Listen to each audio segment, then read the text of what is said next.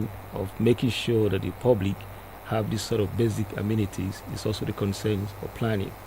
And so the broad conception or the spatial organization down to design activity is what we're responsible for. And should I continue more Oh, on the that's all right, yeah. Dr. JC. And again, planning. Don't different scales. You look at the scale of planning. You are looking at the national scale. You are looking at the regional scale. And you're looking at the local scales. Yeah. So the different tiers of planning, so to say. At the national scale, we are actually looking at, which is the macro level, which is national planning. We're also looking at how planning determines area of the country that will be developed. Then those areas that will be under conservation and those areas that will be devoted to agricultural use at the national scale. Then when you now go down to the regional scale or the sub-national scale, what are we looking at? And down to the local scale. Okay, fine. Like you said, the context right. So at the national level, you could have the national development plans, which is to set the tone how the entire nation in terms of development plan is going to be, and then also at the regional level. At the regional level, you have regional plans where planners are responsible how regions are going to develop in terms of the economy, in terms of even where the productive sector is going to be. Now, at the local level, which you're asking me, at the local level, planners are responsible for everyday bringing of plans. Some of these plans come in the form of master plans. Master plans set the tone where the towns or some of the some of the towns in the states where they're going to be in the next couple of years. So master plans envisions all of these in terms of the different sectors, where the housing will be, and the housing will be where the economy will be, and all sorts of things are envisioned and capitalized in the master plan. So at the local level, you're dealing with the planning authorities who are responsible for this.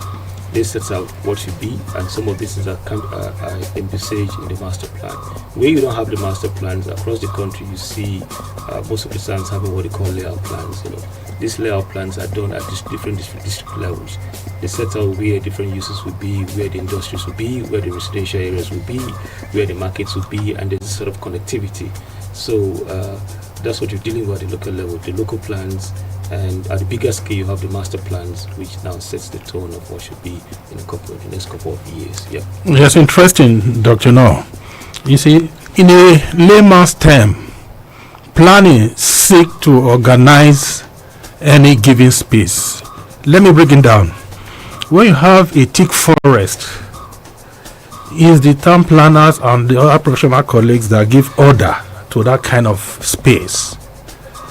For instance, we have to articulate where every land use ought to be it the residential area, be it the schools, Absolutely. be it other institutions, then the industries, heavy industries, and the light industries. In a way, the planner is a catalyst to the economic development of any place that they have to create. Absolutely. Because in an attempt to demarcate these different uses, when you create a shopping mall, for instance, you create markets, you create economic activities, what you're actually doing is to bring people to do business between themselves and among themselves. Absolutely. So that's part of the thing we want the audience to understand. So going further, then what will be the role of planning in a physical space like Abuja, for instance? What do planners do? Well, planners are everywhere, and if you live in the city of Abuja, the first thing that strikes you is Abuja is organized. It has a master plan, and that master plan regulates what we should do. It tells us this is where we should build and this is where we shouldn't build. So the topmost on the role of planners in Abuja is that we have a document, and that document has been produced by the planners called Abuja Master Plan. It sets out everything in terms of the activities that are tolerated and the activities that are not tolerated. So the benefit starts, first of all, that we have a master plan, and this master plan has been visioned, has been done by the planners to to direct and guide us how we should build a city in a way that we're going to have one of the best cities in the world. So that's one. And secondly, the role of planners in Abuja, when you use Abuja as a context, is to stimulate growth. You see, in most of the districts in Abuja, planners have envisioned where certain economic activities are going to be. And when you have these economic activities, that means you're stimulating growth, you're stimulating production. And that comes to what you were talking about, urban economy. Exactly. So planners in Abuja are also deeply concerned with urban economy. And urban economy means the different kind of uses we are looking for certain places. If you pick the industrial layout in Abuja, they do industrial layout, for instance, the bulk of economic activities or industrial activities are supposed to take place there. And when you have that sort of thing, it means you're stimulating the growth of the city. We have a plan. That plan has been done by planners. Second is the issue of the stimulating the economic growth, right? Then thirdly, there's no way. When you look at Abuja, you look at the massive network of transportation that you have in Abuja that doesn't matter you, or you don't get a trail about what you're saying. The different kinds of connectivity you have from different sectors of the city, starting from the central area down to the sector, to the district level, to the neighborhood. All of this connectivity or the transportation network has been made possible by the thinking and the thought of the planners. So the role of planners in this sense is that planners have been able to create linkages where people can connect, people can relate, people can go to places, because we have good transportation network in Abuja here. And that both connects to the issue of also infrastructure, Abuja has massive infrastructure. It's one of the cities in the world that's fast growing, and infrastructure is also stimulating this growth. So when we unpack that quickly, we're looking at the issue of having the master plan, issue of the economic growth, we're looking at transportation, and also in terms of policy, in the policy, So resettlement schemes are done by the planners. Even in terms of urban slum upgrading, the planners are also there. In terms of regional development, the planners are there. So you go to Kuje, you go to Piakasa, you go to some of the satellite towns. Planners have set it comfortably, and the people also engage in their productive sectors to live a meaningful life in Abuja. So the whole roles are multifaceted, but this are just a couple of them that when you live in Abuja, you get to see and you get to experience all of this, and you appreciate what planning is doing. Yes, interesting. All right, this is still your radio experience. You can count on Eagles 102.3 FM Abuja. And I know that the men are doing justice to the focus today, because I am getting to learn a whole lot. And talking about the fact that Abuja is really organized, is Abuja really, really organized? Jesse? Yeah, Abuja is organized, absolutely. Abuja is one of the best cities in the world. Really? Absolutely. Let me tell you why. Okay, tell me why. Abuja is the only place where I can commute from here to Kubwa, and I have the transportation network that takes me to Kubwa. Okay. Abuja is one of the cities, one of the towns and one of the cities. I'm using both towns and cities. I'm going to explain all of that later. But in terms of connectivity, I can move here to Buhari anytime. I can move here to Kubwa. I can move here to Karu. I can move here to Karishi. The massive network you have in Abuja, it's something that's astonishing. Okay. So Abuja is properly organized. That's in terms of transportation. In terms of the uses, Abuja is so segregated that you have places where people live, you have places where people walk, you have places where people can also shop. So that harmonious use of the different activities is also there. And that brings in the issue of aesthetics, brings the issue where you're comfortable moving in different parts of the city. So Abuja is truly organized. However, there are a couple of challenges, challenges in terms of, the massive population that's coming to Abuja. Abuja wasn't envisaged to accommodate this kind of population that you have it now. But you can also underpin that to some of the things that are happening at the national level, right? You have crises all over the country, you have political instability, and people have now come into Abuja.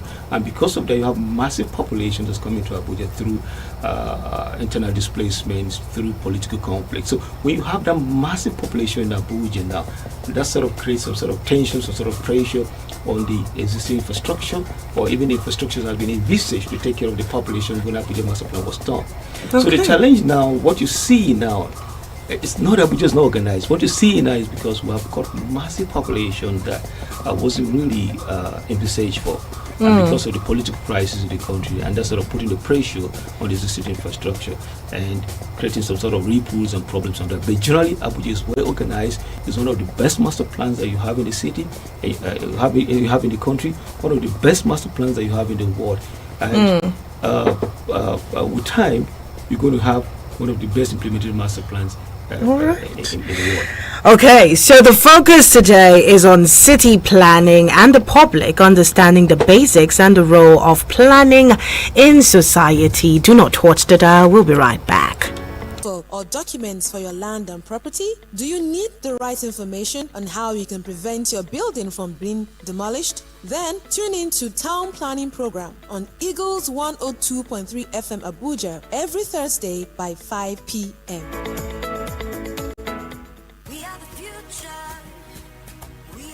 Hello, property owners in Abuja. Do you know where your land is located? Do you wish to recertify it or acquire a C of O?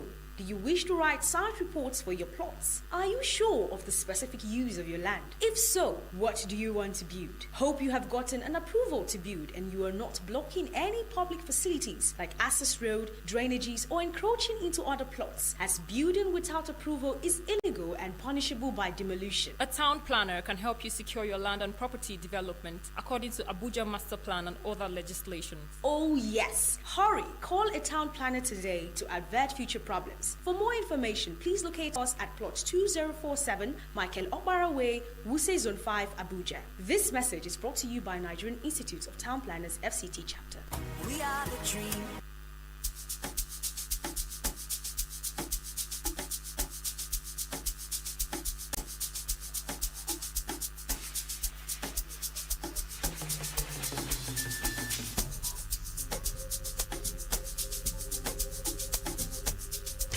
Now this is still your radio experience you can count on, and we have the man right here in the studio, and they're telling us much more about city planning, and they're letting us understand the basics about city planning and town planning. What with the dynamism of the planning activity and the planning process?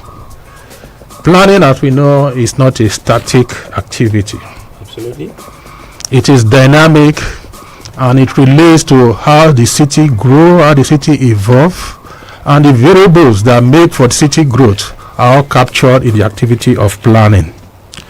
Like my colleague said, Abuja was planned for a specific population, but today, as we see, we have surpassed that population. What do we do with the influx of people coming into the city? That suggests that we have to plan the peripheral area, the satellite towns around Abuja. Please, can you elaborate on that? Okay, first of all, just to underscore a little bit about planning being dynamic. Yes, planning is dynamic, planning is not static. And especially in the global south, you're talking about cities in developing countries. They are very fast, they're very energetic, and every now and then you see new changes taking place. So dynamism is a thing of planning. It's also a thing that's also common, especially in this different part of the world. I mean, this when you're dealing with cities in the global south. Now, you're talking about how do we deal with these sorts of ripples? I'm using the word ripples of what's happening in Abuja. Massive influx. Yeah, massive influx. Okay. First of all, is to recognize that we have the massive influx. That's the first recognition. Yeah. We have massive influx, and the bulk of this massive influx are in the regional areas of Abuja. If you go to Kuje, if you go to Kwali, if you go to Gwagwalada, you have massive populations that are now moving into these regional areas. Apart from these regional areas, also having these satellite towns. When they come